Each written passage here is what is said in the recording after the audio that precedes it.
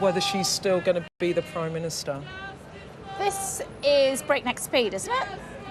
It is breakneck speed. I was speaking to a former member of the 1922 committee last night, late last night. We were trying to work out what could happen today. They said to me they would have expected a vote to happen next Tuesday, right. because it takes normally 2 or 3 days to organise. Sure. But Graham Brady, Sir Graham's got this through at breakneck speed, and actually many Brexiteers are quite irritated by that because they feel that the Prime Minister has been given time to sort of prep overnight. She's had time to give her speech in the morning, to give the speech to the pitch to the backbenchers now, and then they're going to rush through this vote before actually people get a bit of time to consider, almost like they're being kind of thrown into it in the hope that if she gets it done quickly, it leaves less time for the rebellion to bubble up. OK, if she wins, what happens to those that have put their heads above the parapet? Well, look, from what I've seen today, the only people that have put their heads above the parapet and come out and said, I think she should go, are people that have publicly said that they've put their letters in. Yes. What's really going on is a lot of people are publicly, or some people will publicly say that they are backing her. One Brexiteer said to me that they know that some people publicly saying they're supporting her, also quietly running a book on their own leadership hopes. There will be people on the payroll who are ministers who will publicly support her but might not in the ballot. And historically what happened with Ian Duncan Smith when he faced a vote, if you look at what happened with Margaret Thatcher when she faced a vote, the numbers and they don't have confidence in the leader is much higher than you perhaps expect going in. 168 now have said publicly. I think 172, I mean, she's over the line. Ticking up all the time. She's ticking up.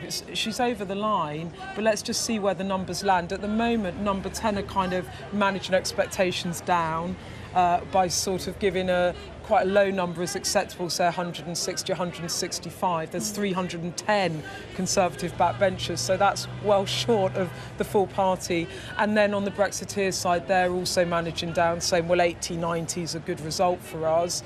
I imagine that number 10 will want her to win far more emphatically than that, and I imagine that the Brexiteers will want a big number coming in behind them. This is not a Prime Minister that is going to lie down and take it, though, is she? I mean, she, time and time again, she has come out fighting. She's gone and spoken directly to the British public via the media. Yeah. There has long been talk about Theresa May. People will say you have to drag her out of number 10. She will not resign. She will not step down. She said all along, you're going to have to vote me out. I'm not going to leave. And that's why I think personally it will be interesting to see if the tone changes around that after today, that she accepts that she is perhaps, if you like, the way I've described her in the past is the handmaiden of Brexit, that she has pledged, she's built her premiership on being the Prime Minister that can deliver Brexit. She wanted, post-Brexit, to deliver a domestic agenda that she talked about around housing, around tackling social mobility, around the environment's been one of the more recent things she's talked about, and also the health service. I simply think that her party do not want her to do that. They don't want to give her that chance. OK, Beth, for now, thanks so much indeed. Thanks a lot. That is outside committee room 14. It's come to this. At the beginning of the week, the Prime Minister had hoped that her withdrawal agreement would go in front of the House at 7 o'clock on Tuesday evening. Up until about 11:30 on Monday morning, we were told that that vote would go ahead. A series of ministers had come out doing the rounds and saying it would definitely go ahead. It was pulled at around about 11:30. The Prime Minister then went to the Netherlands. She went to Berlin. She went to Brussels to try to get support and a change of heart from other European leaders. That did not happen. She came home to the news that she was facing a vote of confidence from her own MPs. 48 of them have put letters in to the chairman of the 1922 committee, Sir Graham Brady, who is basically the shop steward for the backbenchers.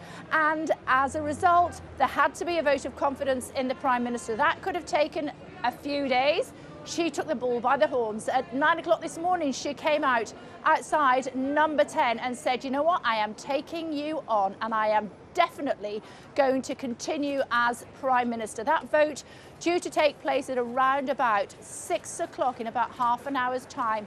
It will take about 2 hours. We should know by 9 o'clock this evening whether she is still the leader of the Conservative Party. Who doesn't love politics? Stay tuned. 1, 2, 3, go! Someone's knocking at the door. Oh my God! We're in Winchester. Halifax? Sheffield. Balmacara. Can you believe it? There's £150 million in prizes to be won in 2019.